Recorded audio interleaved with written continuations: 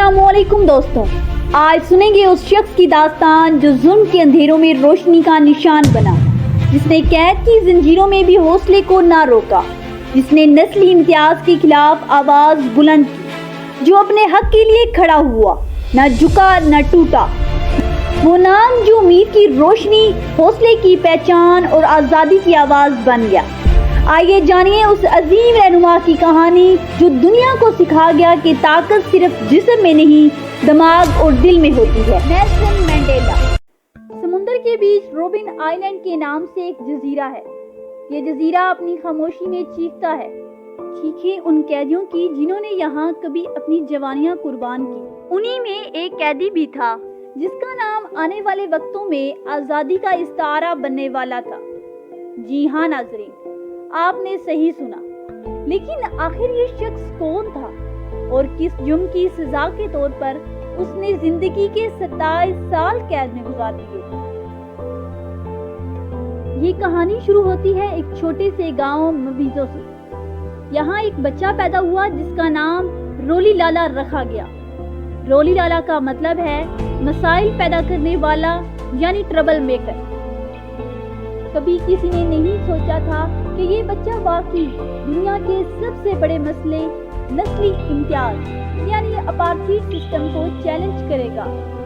दुनिया इस बच्चे को मंडेला के नाम से जानती है। मंडेला के वालिद हैरी मंडेला कबीले के सरदार थे।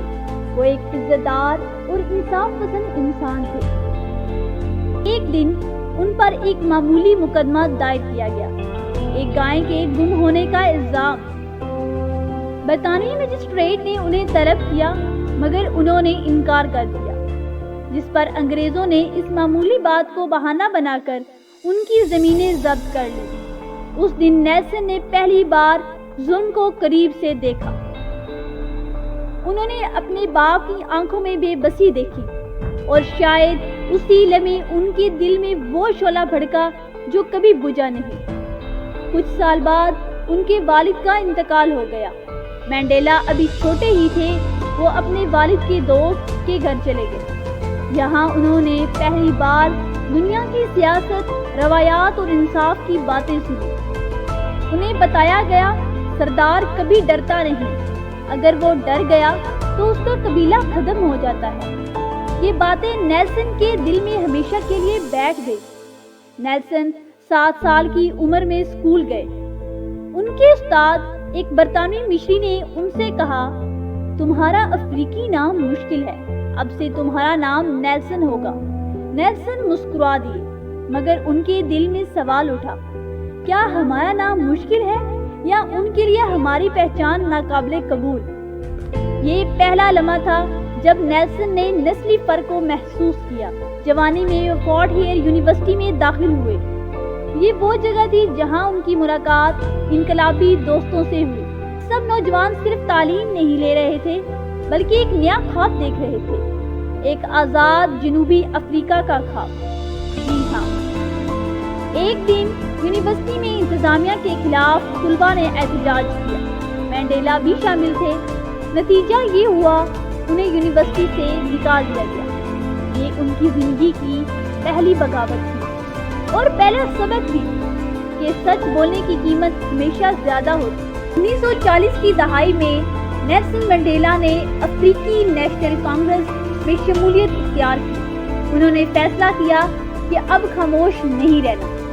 1952 में एक दिन हुकूमत ने एक नया कानून जारी किया जिसके तहत स्याह फाम शहरियों को हर वक्त अपने शनाख्ती कार्ड साथ रखने लाजमी थे। मंडेला ने हजारों लोगों के साथ सड़कों पर निकलकर नारा लगाया, हम इंसान हैं, गुलाम नहीं। यही था वो लम्हा जब उन्हें पहली बार गिरफ्तार किया गया। पुलिस ने उन्हें जमीन पर फेंका, उनके हाथ बांध दिए और थाने ले गई। जेल में उनके साथ गैर इंसानी सलूक किया गया। उन्हें एक तंग सी कोठरी में रखा गया। खाने के लिए सिर्फ खुश्क रोटी, पानी और कंबल दिया गया। मगर हैरत की बात यह है, उन्होंने कभी अपने चेहरे से मुस्कुराहट नहीं उतारी। एक जेलर ने बाद में लिखा, मंडेला को कैद तो किया जा सकता था, मगर उनके हौसले को नहीं।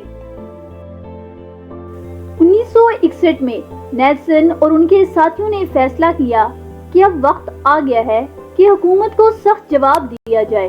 انہوں نے اومکونٹو وے سیزوے کے نام سے ایک خفیہ تنظیم بنائی۔ یہ تنظیم حکومت کے ظلم کے خلاف کارروائیاں کرتی تھی۔ کچھ ہی سالوں میں حکومت کو خبر ہو گئی۔ 1963 میں نیلسن منڈیلا